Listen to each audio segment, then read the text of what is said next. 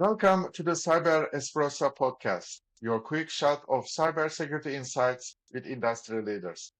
I welcome today's guest, Ana Ferreira, privacy and cybersecurity researcher and the author of more than 100 scientific publications. Thank you. Thank you for the invitation. Very good. So, Ana, I know you manage your own cybersecurity research projects. So, Yes. among all the work you have done, what is the most interesting project that you worked on that you remember? Well, there are so many because in healthcare we have so many interesting challenges. It's a very difficult, challenging domain within privacy and cybersecurity. But actually, the ones I enjoy, I think I learn more actually about is the ones that I do with my students. So they try to define solutions that actually work in practice. So not only in healthcare, but also in other situations, like in, for example, privacy issues, when they try to understand how privacy works within people. So how people perceive privacy and how they will interact by judging that privacy level and so on. So it's very nice to actually understand users. I mean, solutions, technology is supposed to support humans, right? It's supposed to be there to help us, to try to improve things, the processes.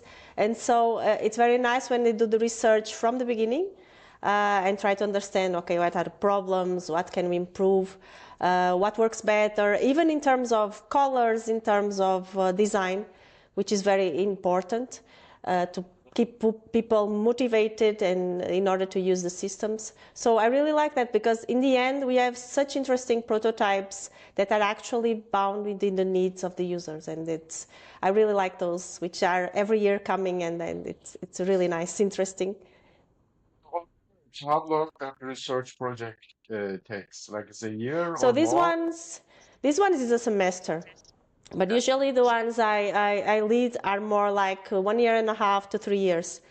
And those are more focused really on research to do your literature review, your state of the art, trying to understand what is there, and then try to improve solutions or build new ones. So you recently gave a talk on the European Union AI Act.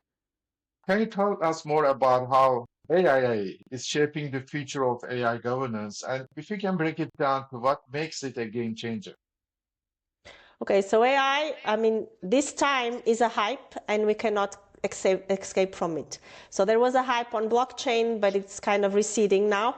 But AI is something that will stay with us, and we are going to embrace it. We need to embrace it, but still, we also need to make sure it is safe, it is secure. We understand very well how it is being used, and it is oversighted by humans. So that talk was about the AI Act because we are based in Europe, and it's one of the few legislations that is already out there, and it is in force now, and it's going to be in the next few years. It needs to be within all the state members, and so we need to embrace it. We cannot just run away from it. We have many challenges.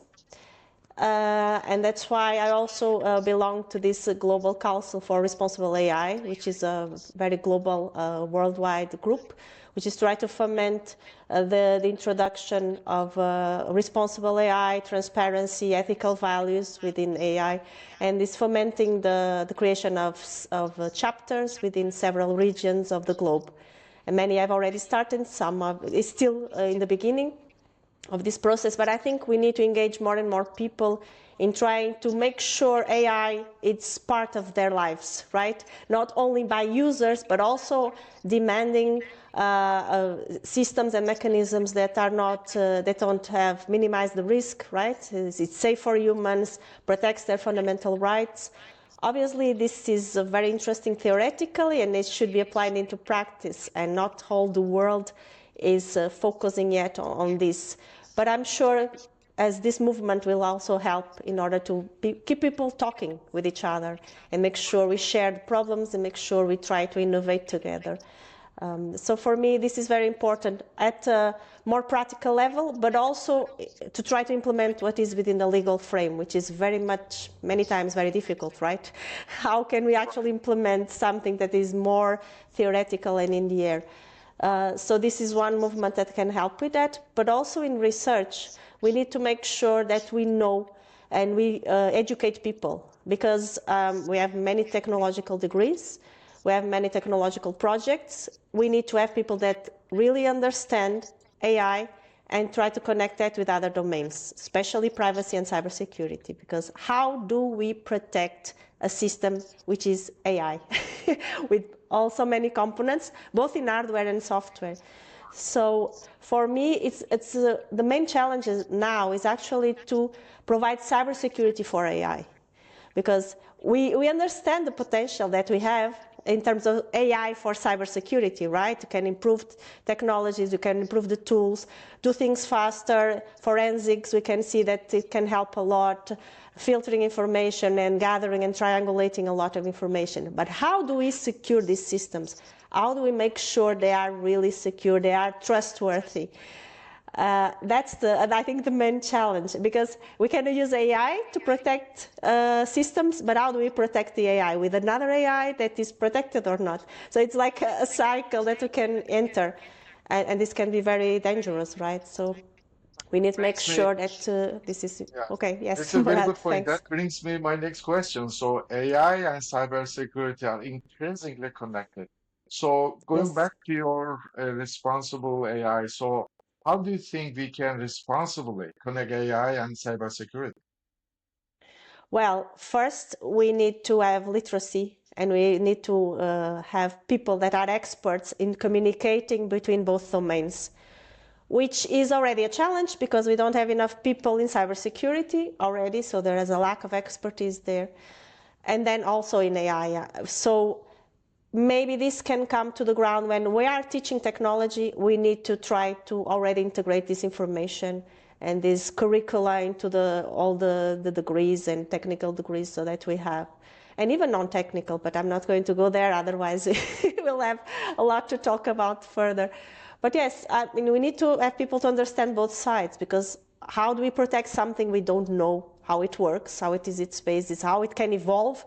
How do we predict things that we still don't know how it's going to be, right? It's systems that will be keeping evolving. We cannot really know yet how they are going to behave, what we need to improve, what risks are still there. So if we have people that actually can communicate both languages, they know exactly how things happen, at least at state of the art, because of the future, it's more difficult, then possibly we can have people that actually can secure these systems and talk both languages. But I think the main challenge is to have this kind and to educate this kind of professionals and people in general. So that's the main challenge today.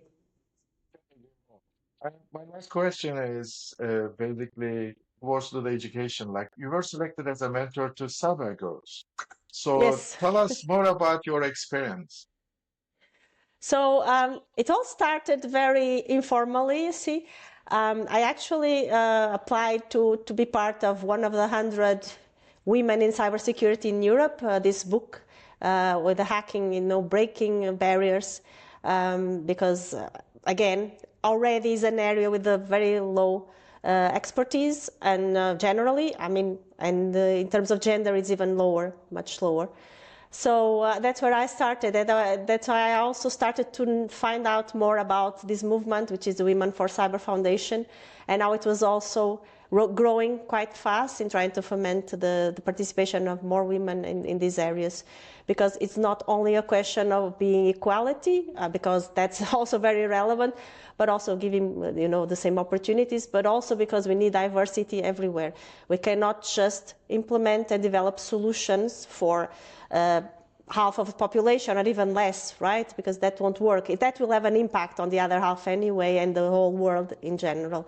So that's something that is stated. I mean, and unless you don't want to see it, it's there. It's protecting ourselves together. So that's where I started, and then I never thought about doing mentoring because I didn't think I had the profile. Okay, so I had the knowledge, but the profile, I mean, you need to know how to communicate, and especially because it's not your native language, it's also harder, right? It may be harder to pass the message. Sometimes you think people will interpret in one way, but maybe it's not exactly how you expect. But it has been really, really, really a wonderful learning process. For me, the experience has been very gratifying. I've met many of young girls and not so young, but they are very keen to learn and to enter this area. And they are good. I mean, I can give a few examples where they actually got their first job after. I mean, it doesn't mean I'm the, the one that actually did it, but just give a little bit of trust, a little bit of confidence.